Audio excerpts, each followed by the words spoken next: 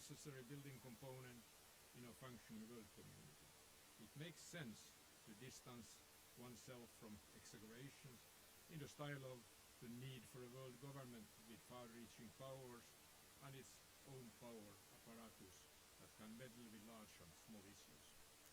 What sensible supporters of global cooperation should work for is a gradual binding process, a step-by-step development towards the central goal, a peaceful and stable world. Politicians like Donald Trump and his associates wanted to restore the nation-state to its alleged lost status. But the question is whether it is even necessary. Trump himself showed how easy it was to break free from current international obligations. Within the European Union, the debate is ongoing. Where are the limits for relinquishing sovereignty to the Union? However, in the European Union, of which my country is a member, it is more a matter of delegating certain tasks, not a final loss of power. Member states have the last word on all key issues and have the right to leave at a price, as Brexit shows. In fact, the fact that the voters in the Western world believe in the loss of sovereignty and blame globalization is partly because the countries have not learned to master the downsides of globalization and not been able to create new rules of the game in step with the rapid technological and economic globalization. Of course, states have become increasingly dependent on each other through world trade, but also naturally through the three existential threats that apply to everyone, small and large. It is hard to believe that one wants to give up all the benefits that international division of labor has brought, and even harder to believe that smaller states would be more successful and safer within closed borders. The world is growing together, but slowly only. In fact, this world is not so fragmented as one might sometimes think. Some general trends indicate an interest in the global dimension. World history is a popular subject all over the world. And I could mention Yuval Noah Harari, who has sold millions of copies of his books. Different art and cultural forms are today cross-border. Modern visual art has no specific homeland. People talk about world literature, and a good movie is rarely nationally introverted, so to say. There are thousands of international organizations for cooperation in as many areas. Not everyone is as efficient and as coordinated as they should be, but they are there useful networks which can be used for good purposes. When mentioning Yuval Noah Harari, I would remind you that his main thesis are that human beings have not changed much physically or mentally during thousands of years until now. Twin revolutions, two revolutions in biology and computing will allow human beings to expand their physical and mental capabilities. That is his main thesis, and this has to be remembered also when we speak about the period after the pandemic. Summing up, in a way, nation-states have extended their social safety net throughout the world in the form of comprehensive assistance. This is proof of the fact that we are gradually moving towards global responsibility. Gradually, I said. Despite these positive signs, there are many obstacles on the way to a genuine solidarity and abiding form of cooperation. The backlash experienced due to the pandemic should inspire politicians, researchers, economists, and people of culture to take a renewed look at the state of the world and the reasons for our inability to solve the endemic problems which threaten the future of the globe. This globe is fragmented. The nation-states are strong and the great powers will never give up their privileges. But also they, in their own interest, should agree to better rules of the game. These global goals, which I referred to and were approved by the 193 UN member states in 2015, could be and should be incorporated into national policies. The 17 goals could be a practical program for a better world order, although the states probably saw them more as a manifestation with good intentions. What are the main obstacles to a better world order after the corona pandemic? One of the great powers, the United States, as usual, plays a key role. President Biden makes it clear that the country is back as a global actor. Unfortunately, there are many factors that suggest that the United States will continue to act alone. Its resources make the country increasingly independent of the outside world, and despite all the talk of its abdication as a leading superpower, it is likely that the United States' competitive advantage will only increase. Its population is younger than the rapidly aging Europe and China. Its large domestic market, its own natural resources, and a huge military budget make the United States uninterested in compromising its power and influence. The change of president is unlikely to break that trend in the future. At present, with the authoritarian threats to democracy, it is to be hoped that the US Constitution will stand its ground and the United States will assist other democracies in need. Together, democracies must examine each global commitment and its impact on basic values. In a functioning world order, we must nevertheless accept that a large part of the world's countries are not democracies. If everyone or most countries is to be included, it is unrealistic to hope for a rapid regime change.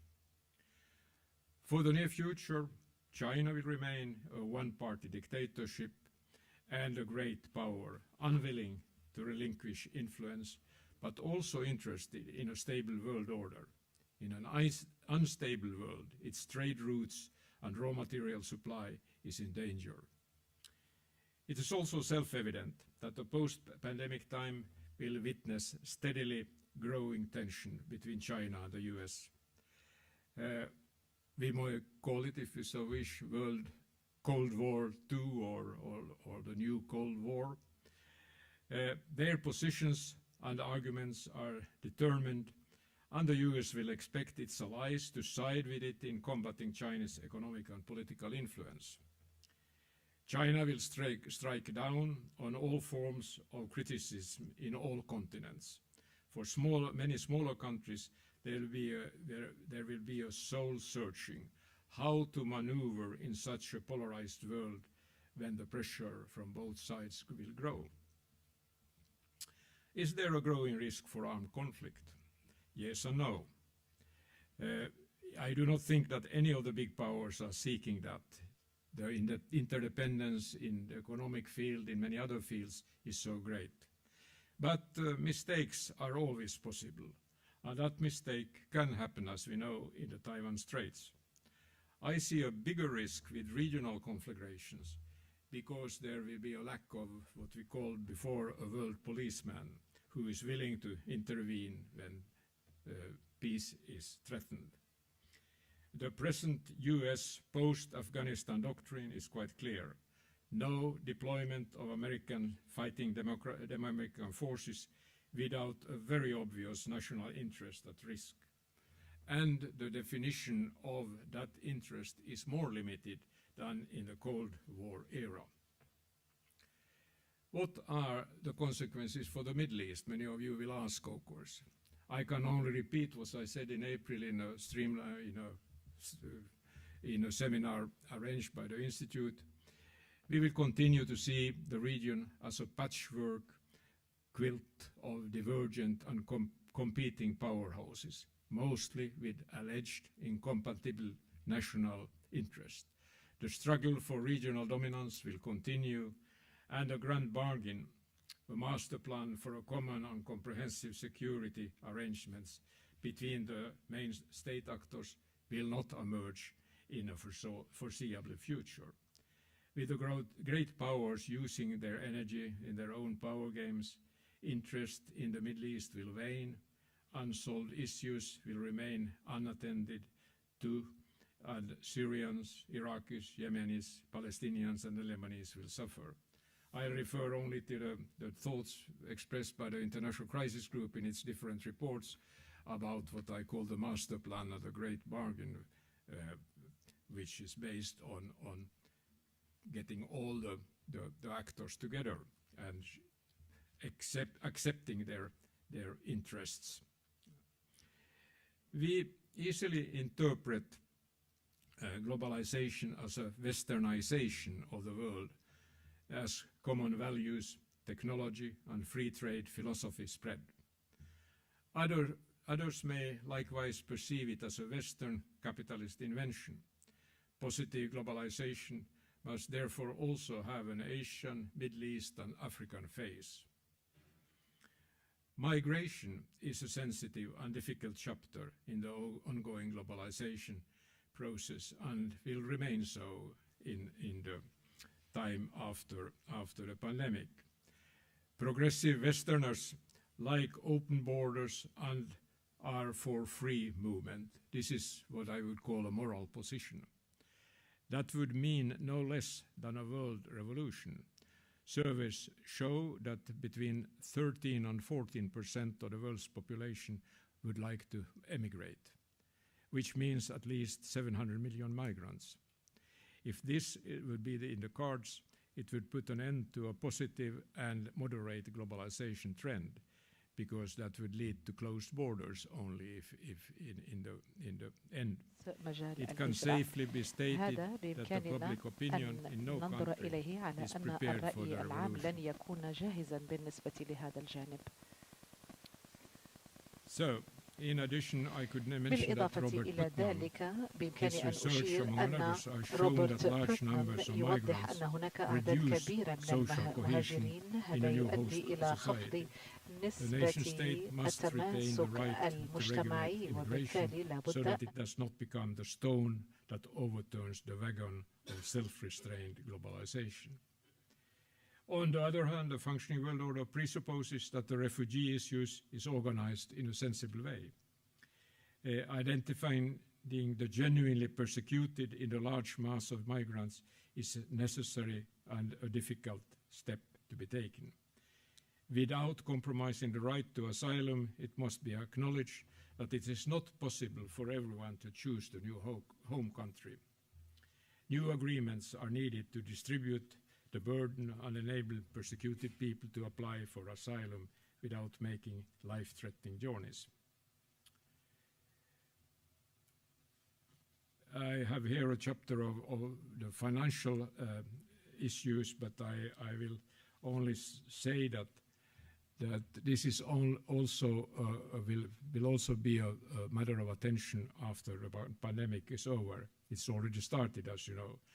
Gabriel Zuckman already described in 2015 that tax evasion cost us $200 billion annually in the European Union, 78 billion within the Union.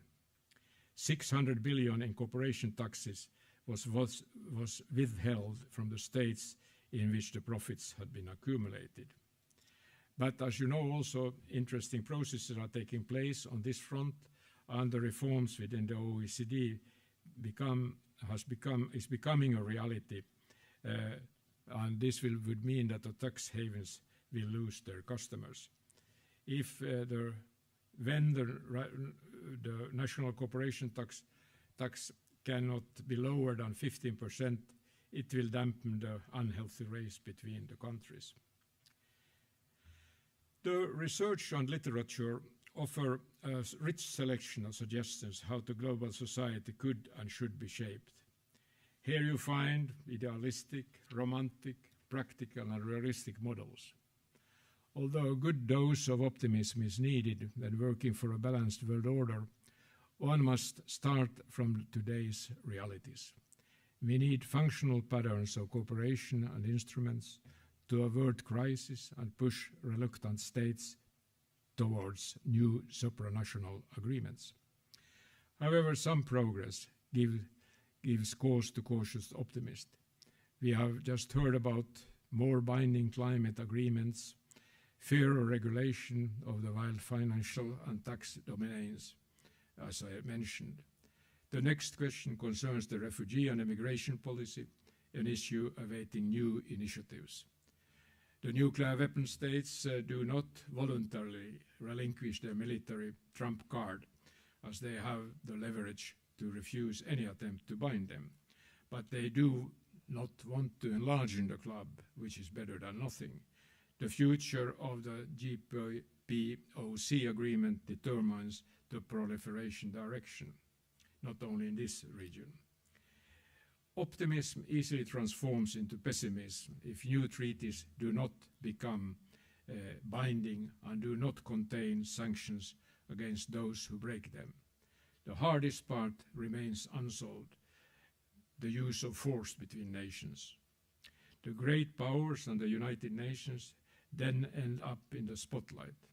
Unfortunately, as we know, the United Nations system does not seem to offer the way forward. The great powers, in turn, block robust reform initiatives. Attempts to remodel the UN appear to be on a dead end, I might say. Anyone who reads the Foreign Affairs Journal can take note of various analyses. The UN model of peaceful world is becoming increasingly outdated and unrealistic, believes Walter Russell Mead in one of the articles. The way forward will be paved by non-state actors, not by donations, writes Anne-Marie Slaughter, who believes that large companies, foundations, and voluntary organizations can create the necessary global networks. In addition, mayors, state governors, and experts, perhaps researchers, can form useful working networks. Let us also remember that the post-pandemic era can produce black swans, shocks, surprises, like the ones we already experienced in the last 20 years, 9/11, the financial meltdown, and all these on the pandemic, not the least. In the post-pandemic period, the world will continue to pile forward from crisis to crisis, and the small states, among them my own country and this country, Qatar, must be ready to fasten their seatbelts, buckle up, and hope that everything goes well. Thank you very much for your attention.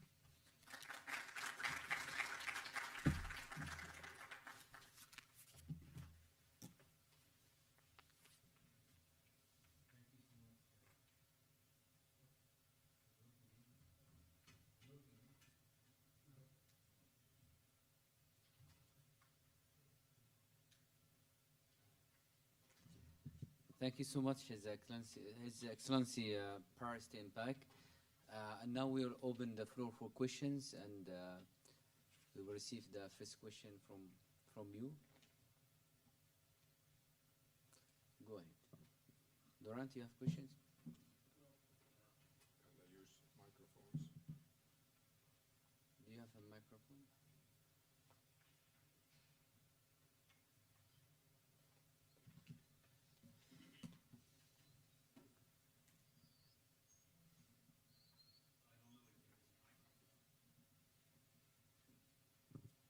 No, it's coming now. Yes.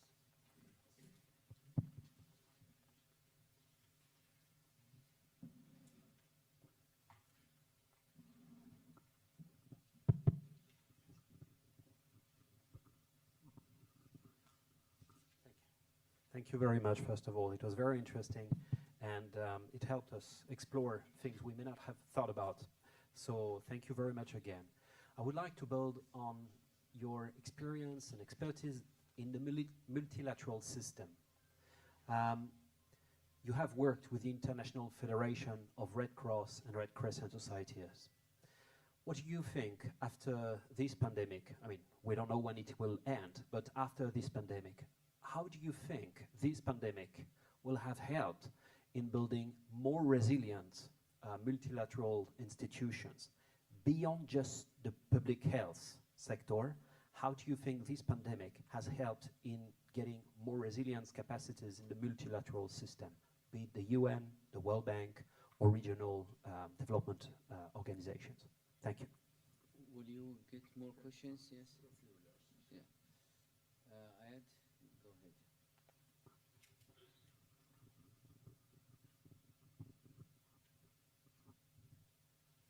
Thank you so much. I would like to share with you, you wrote world order. Now the UNESCO has a new term called global understanding. From your perspective, what do you think global understanding would be? Because now we are studying the new term global understanding. For example, what we're doing is global understanding that human rights laws must be implemented in all countries, even developing countries. So this is my question. Thank you so much, David.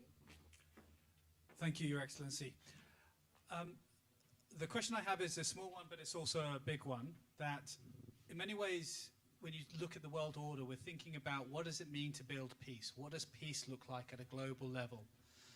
And prior to the pandemic, certainly in the 2000s, we thought of peace generally as being the promotion of shared values and the systems of a state built upon democratic norms, around human rights and so on. Has that been challenged? Do we need to have a different approach to global peace now, given the world that we're in? Thank you. Thank you so much. Elias? Yes, thank you for this very wide-ranging view which borders on pessimism and optimism at the same time. But to go in the direction of pessimism, if we think about the pandemic as a one-time shock, there is a more systematic shock, which is the environmental catastrophe we are marching together towards, the question of temperature rising and the catastrophes that we are going to be expecting. In short, the United States could afford, and other rich countries could afford, building infrastructures in order to avert disasters which are coming up by natural disasters. The global south have very little capital in order to undertake such development, and as a result there will be stresses on the political actors, states, weak states in the global south. And so this is taking place at one hand. On the other hand, we are moving in the last 30 years away from a unipolar world to a new Cold War. And with this upcoming new Cold War, where really states are aligning themselves either with China or with the United States, is that really will it be more of a test and of the model that you really we're promoting a model of international coherence and international order that's still based on a nation state. So will that kind of model, the optimism in your model, will it really stand these two pulls? First, the environmental challenge on one hand, and the other hand is a great power game that we are going to be witnessing the next 2 decades. Thank you so much. Now you have very interesting questions for very interesting lecture. Yeah. Just challenge yourself now. Perhaps I tried too much in my lecture, so to say. Going too widely, that is the problem with to understand the macro perspectives of the world. I've been trying to follow those things. I remember since 1956 when the Suez Canal, that's first aroused my interest in the world, and it's been a complicated, development. First question relating to the Red Cross, Red Crescent. What I learned in the Red Cross that there is only one thing which is for sure, that preparedness is the best thing.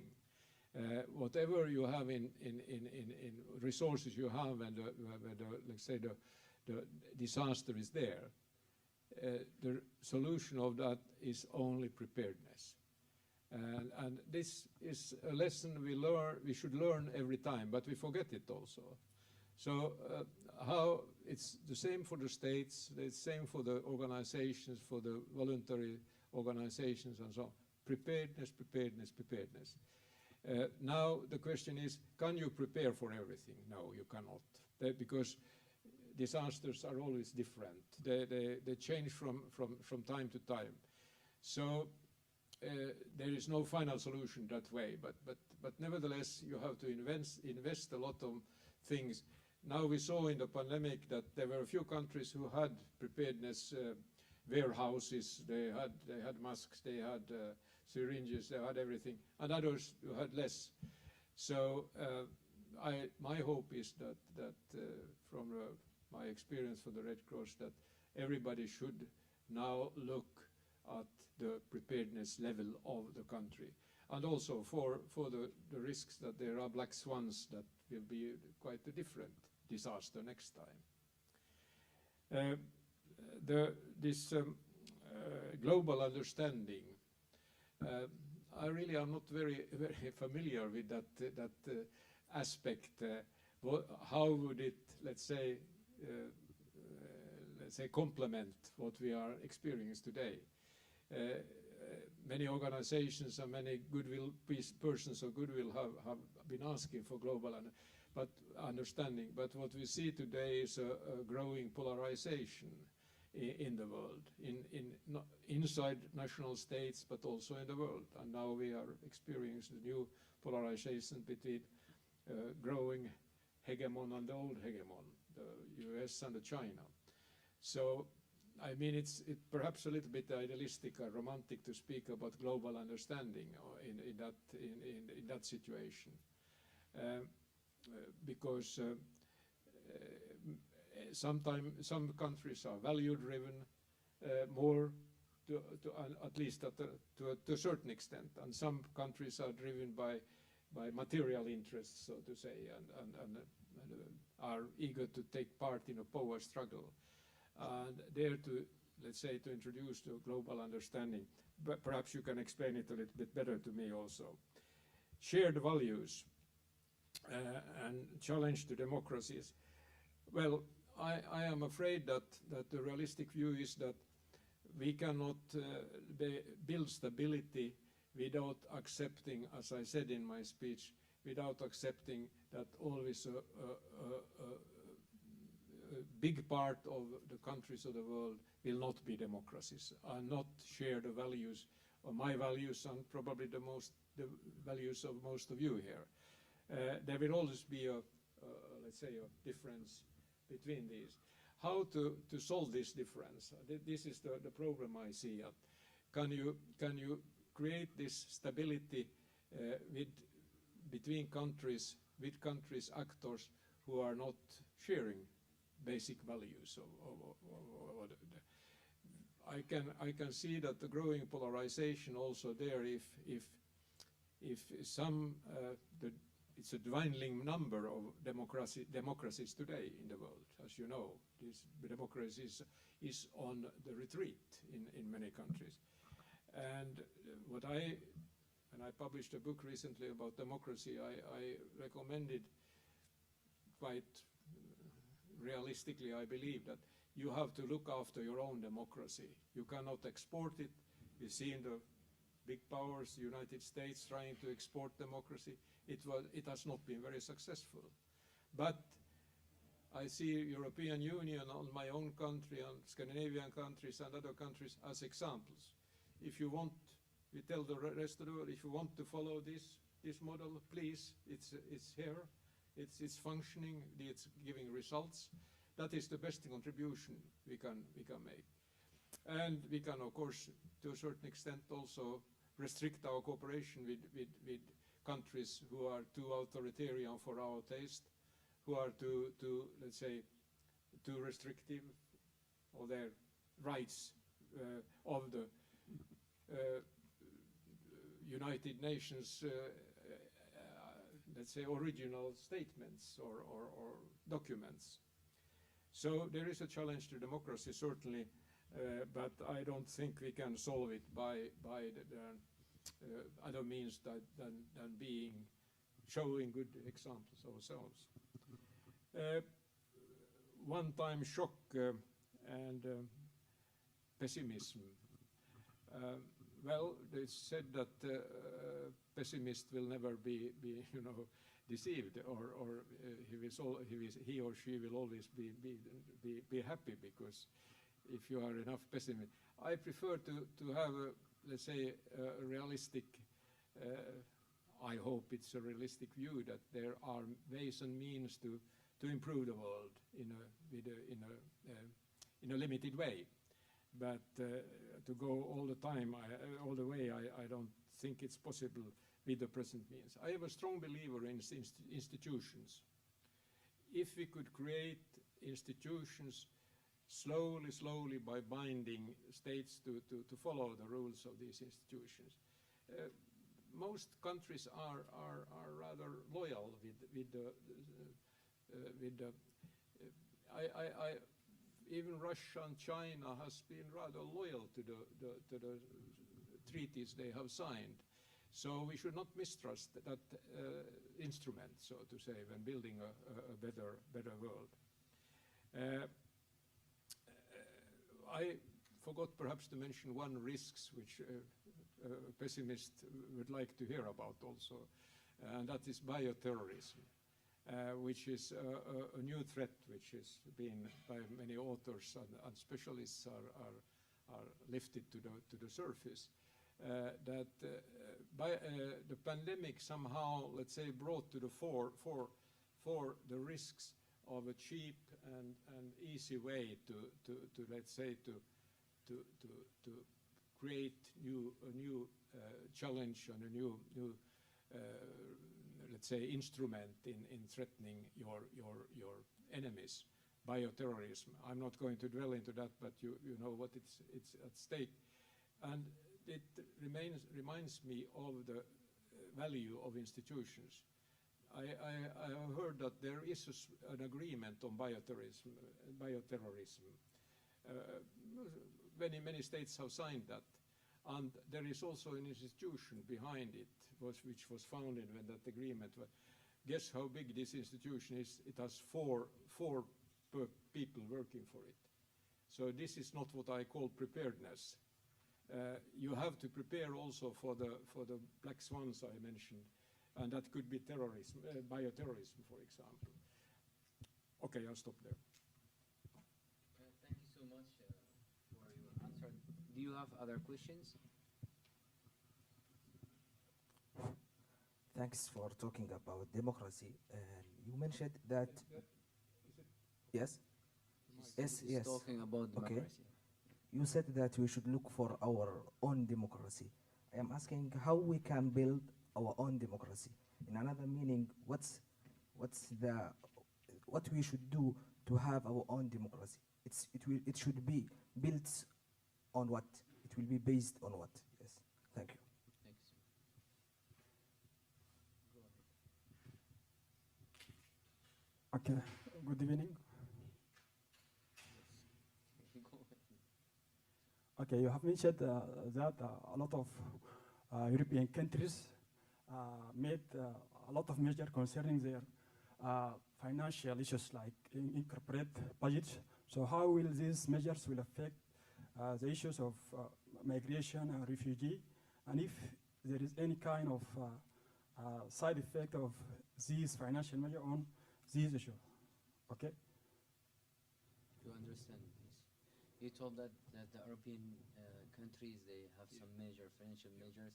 How these financial measures can influence the immigrants and refugees in their homelands. Can I take these two? Yeah, of course. Two questions about democracy. Thank you so There's much. the old saying, okay, I answer two questions first, and then you. The old saying goes that charity begins at home, and what democratic, let's say, democracy starts at home. That's my point, and this would demand another lecture about let's say the basic. I have sometimes written about democracy in Africa, and there are three ways of eliminating, let's say, or building stability, democratic, which is the premise for democracy. The first is eliminate all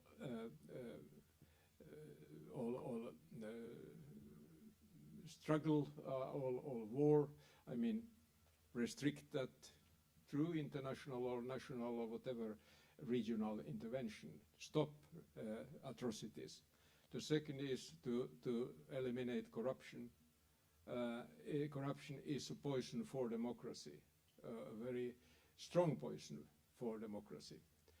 And the third is the third factor is the legal system.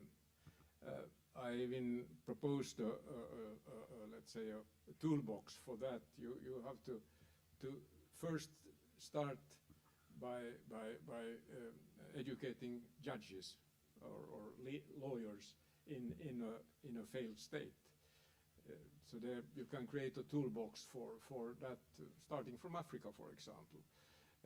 But of course, in other states, it's different problems. But let's say if we take a failed state in Africa, I believe in a toolbox of three things. And if you can eliminate those or build on those, then there is a base for functioning democracy. Finances. What I left out from my lecture was that to create a let's say functioning global community, you have also to look at the financial, let's say, the economic realities of the world. Much of the economic community in many industrial countries were shocked when the newspaper Financial Times some year ago published an article that capitalism has to be reformed, and that was the last source, so to say, or the last messenger to believe. But it's true that capitalism has gone wild in certain areas, and we need new restrictions, new powers for the national states in order to I'm a capitalist myself, if I may say so, with small c, but I believe in the system that it can function, but you need strong states in order to, strong international agreements and strong institutions in order to stop when it's going, as I said, going wild. This is also a prerequisite for a functioning global society, that we will get these rules and these binding. And I think we are a little bit on the right way now, just a little bit, but of course, let's say the raw capitalism will strike back at some moment and go back to old ways, but at the same time, we need to work in that direction, that regulation of the let's say free moving capitalism. Thank you so much. Now we have answer back and his question, and you will ask now a question. Yes, I'm gonna ask a Okay, question. you have a question. I'm gonna There you are. okay. I'm gonna build my question on my colleague question. It's about, from your opinion, what is your evaluation of the about the performance of the organizations, of international organizations, of helping the refugees, to help refugees to be integrate in the societies, especially in Europe? about integration. Yeah, yes. Thank you, Excellency, for your lecture and for sharing your insight and forecast. You pointed to the fact that poverty, climate change, environment, conflicts are all global issues that only can be solved in a global way. You also mentioned that the UN is broken. It has reached a dead end, and it cannot be reformed. However, the UN is only one entity of many entities in the global governance structure. And I can mention, of course, the EU, the European Union is facing many issues. The NATO is also almost broken as the UN. The African Union is almost irrelevant. Let's not talk about the Arab League. So I just wanted to talk about the governance structures in the world beyond the UN that are not functioning either. And you mentioned at the end that the way forward is a non-state actors kind of action. So I would like to inquire about how do you see that, because in order to make these instruments binding and to make the state actors abide by these instruments, you need a certain leverage, a political leverage that I cannot see it being exerted by non-state actors, be it multinational companies or civil society actors, civil politicians or any other actors. So since you believe in institutions, I think we have only two options here. Either we fix the global governance structures, including all these multilateral instruments, or find another way of making these non-state actors function. I would appreciate your insight. Yes, she told that there is a global issues like poverty and climate change and all of them. They are really a global challenge. And you told that the UN is broken and other, but she told there is also other some multilateral organization. They are also broken, like the UN, the European Union, and other. So, what do you think what is about how to solve the problems? You will not give it to the non-state actors or like that. So, what is the structure for the global governance? Sorry, I heard very badly your question that didn't come through very well. But let me start by this question about the integration of refugees my first point is that you have to, in order to, let's say, to master this problem of migration, you have to make, in a realistic way, the difference between migration and refugees, migrants and refugees. And there's a big misunderstanding there. In the West, the idealists believe that migrants have the same rights as refugees. That is not possible in a world like ours. That would not work. So we have to discern between these two. That is the first point we have to learn, at least in European countries and also the United States. I am a strong believer in the asylum right of asylum. So we have to reorganize this way of let's say, defining. We cannot continue, as I mentioned, with this way of let's say, mixing migrants and refugees and trying to get over the Mediterranean or other seas. It will be very costly, and the human price will be high. So the second step, I would say, is to be realistic about the amount of people any country can to absorb. You cannot go to, even Germany are now fighting with big problems after accepting 1 million of refugees or migrants, whatever it was. Any country can't cope with such numbers in the end. This is the first thing, or second thing we have to realize. there must be a disbursement, a spread out of these. Small communities cannot accept. There are numbers, percentages, which are acceptable, so to say, for otherwise integration will go bad, and you will only get more social problems and so on. So it's a hard task to find the right model, the right numbers, and so on. But of course, you can always go back to the third issue and say that you have to assist migrants and refugees in nearby countries where there is a conflict. And that, of course, is happening already today to a large extent. I have no fantastic model for that, but I believe also that the Danish model, which has been rather much criticized also in my own country, that you have to create points of reference, points of acceptance, where asylum seekers can in a nearby country, in an African country, for example, leave their application without going over the sea, so to say. I think that in the end will be the way which is limiting the problem, that you have to create a new system, so to say. The UN, I'm personally a great friend. Even when I was a student, I was president of the Student Association for United Nations. And of course, I must admit I have been disappointed when I'm following the emergence, let's say, of the present UN organization. It's a very bureaucratic organization.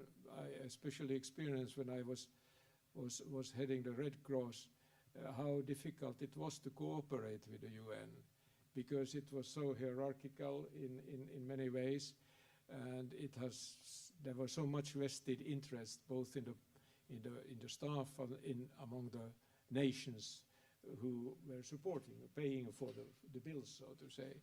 So the need for a UN reform is obvious, as you know, and this reform process is going on for many years. And what I said that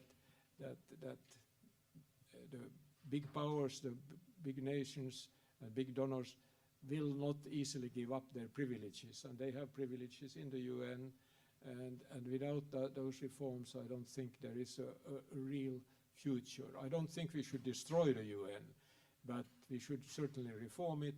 And if we can't reform it, we have to create other international organizations. It's right what you said, that also there are other multinational organizations which are not functioning so well. But we see all the time there are new international organizations being created, perhaps with a better morale, perhaps with a better structure. I don't know, but we should perhaps look at it as a market economy, so to say, that the bad ones are slowly, being pushed aside and vanishing, and the good ones would survive. I don't know, but it's a fantastic world, this multinational organizational world. We don't know how large it is sometimes. It's so large that it's difficult to find the real good ones. Perhaps I missed some of your questions. Thank you so much for your answer, His Excellency, Your Excellency, Paris Stinpak. And do you have other question? Laurent, you have? No questions. So now we're closing now. Thank you so much, all of you, for coming, and thank you again for you, His Excellency, Paris Stinpak, for this very interesting lecture about the new order. I think the new world order. I think we are in the way to have, I don't know, a new world order or not, but there is some observation for it, and see you tomorrow for the third session and the fourth session tomorrow in the morning. We have to revise one book and also one special issue, so it will be the next day for our work. Thank you so much for you coming again.